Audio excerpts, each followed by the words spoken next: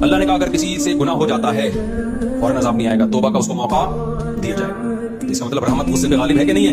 پھر اگر دوبارہ ہو گیا دوبارہ میں چانس دوں گا اس کو, تیسری دفعہ ہو گیا تو تیسری دفعہ چانس دوں گا, چوتھی دفعہ ہو گیا بولو نا چوتھی دفعہ چانس, پانچویں دفعہ گناہ ہو گیا پانچویں دفعہ چانس. حدیث میں آتا ہے ایک شخص نے ایک بندے کو قتل کیا, اللہ نے چانس دیا توبہ کر لے, اسے دوبارہ قتل کیا, اللہ نے چانس دیا توبہ کر لے, نہیں کی توبہ. تیسرا بندہ قتل کیا, اللہ نے چانس دیا توبہ کر لے, اس نے کہا اس نے نہیں کی توبہ.